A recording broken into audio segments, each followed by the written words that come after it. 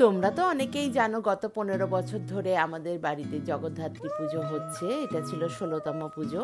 আমাদের বাড়িতে শুধুমাত্র নবমীর দিনই পুজোটা করা হয়। অষ্টমীর দিনে মা আসেন আমাদের বাড়িতে, আর নবমীর দিনে মায়ের আরাধনা করা হয়। এবারের পুজোটা আমাদের কাছে একটু স্পেশাল ছিল এই কারণে, সারদা মঠ থেকে এসেছিলেন ত্রিদীপ প্রাণা মাতাজি। মাতাজি আসাতে আমাদের বাড়িতে যেমন একটা ভীষণ খুশির আমেজ ছিল, আর তার সাথে সাথে মনে হলো যেন পুজোটাও এবার স্পেশাল হয়ে উঠল। আমি তো কোনোদিন ভাবতেই পারিনি যে মাতাজি আমাদের বাড়িতে পায়ের ধুলো দেবেন। এটা আমার কাছে একটা পরম পাওয়া। পরের দিন আমরা ভোগের রান্না করতে শুরু করে দিলাম, আমি, আমার ননদ মিতা, আর নিচে রান্না করছিল আমার নন্দাই। আসলে আমাদের দীক্ষা নেওয়া আছে বলে ভোগের রান্নাটা শুধুমাত্র আমরাই করি। নিচে সবাই এসে গেছেন পুজোর কাজে, অনেকেই সাহায্য করছেন। আমরা যেমন রান্নার দিকটা সামলাই, এই দিকটা সামলাতেও অনেক লোক লাগে, কিন্তু সবাই মিলে এই কাজটা করা হয়। আসলে একটা পুজো তো সবাই মিলে সাহায্য না করলে উঠতে পারে না, না? তাই সকলের ইনভলভমেন্ট খুব প্রয়োজন। যিনি পুজো করছেন এই ঠাকুরমশাই আমাদের বাড়িতে বেশ কয়েক বছর ধরে পুজো করছেন, আর ওনার পুজোতে আমরা খুব স্যাটিসফাইড। এত সুন্দর করে মায়ের আরাধনা করেন, যজ্ঞ করেন, সব কিছুই আমাদের খুব ভালো লাগে। তাই প্রতি বছর এই ঠাকুরমশাইকেই আমরা বলি আমাদের পুজোটা করে দেওয়ার জন্য।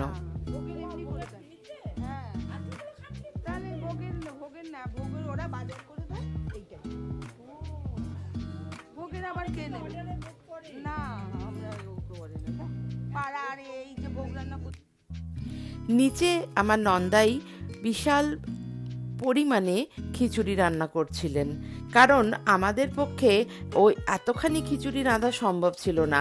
তাই খিচুড়ির দায়িত্বটা নিজের কাঁধে তুলে নিয়েছিল। খিচুড়ি আর বাঁধাকপির তরকারি করেছিল শুভদা।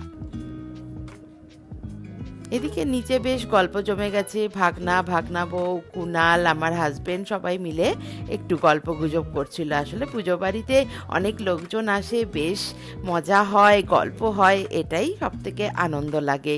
পুজোর জন্য অনেকে আমাদের বাড়িতে আসে, তাই সবার সাথে বেশ দেখাও হয়, গল্প হয়, খুব ভালো লাগে। মিতা এখানে নৈবেদ্য সাজাচ্ছে। আসলে এবার ভোগের জন্য তাড়া দেওয়া হচ্ছে, কিন্তু যতই তাড়া থাক, আমি আর আমার বন্ধু দীপশ্রী এরা তো বেশ ফটো তুলতে ভালোবাসি, তার জন্য একটু ফটোশ্যুট করে নিলাম। ফটো ছাড়া যেন মনে হয় সব কিছুই অসম্পূর্ণ থেকে গেল। নিচে সারদা মাকেও ভোগ দেওয়া হলো। মা, ঠাকুর, স্বামীজি সবাইকে স্মরণ করে ভোগ দেওয়া হলো।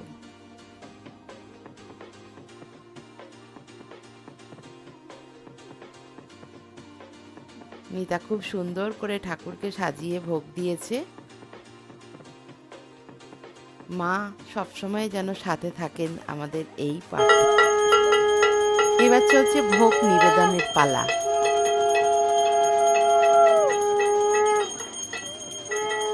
জগদামধ্যে মাহেশ্বরী পরাঙ্গনে অশেষ রূপে রূপস্তে জগধাত্রী নমস্তুতে নমদে শঙ্করী কৌশিকীর্তন কাত্যায়নী নমস্তুতে নম প্রচণ্ডে পুত্রদে নিত্যং সুপ্রীতে শুভনায়িকে অলক্রোতা হরে দেবী জগধাত্রী।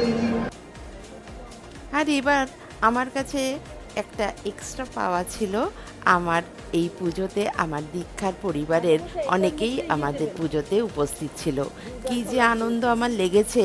সকালেই এসে গেছিল অনু, ঝুমা, শান্তনী, ওদিকে মৈত্রী, বিশ্ব, অর্ণব, ওরা একটু দেরিতে এসেছিল, ওদের কিছু কাজ ছিল বলে।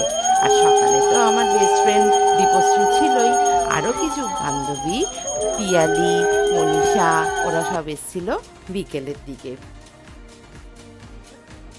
আমাকে দীপশ্রী আগেই বলে রেখেছিল আমি কিন্তু সকালে পুজোতে যাবো, বললাম অবশ্যই। অ্যাকচুয়ালি বিকেলেই সবাই আসে, কারণ উইকডেজে তো অনেকেরই কাজ থাকে। এবার পুজোতে খুব আনন্দ হলো, সকলেই এসছিল। তোমাদের কেমন লাগলো ভিডিওটা জানিও। যারা ইউটিউব থেকে দেখবে তারা আমার চ্যানেলটা সাবস্ক্রাইব করে দিও, আর যারা ফেসবুক থেকে দেখবে তারা আমার পেজটা ফলো করে দিও।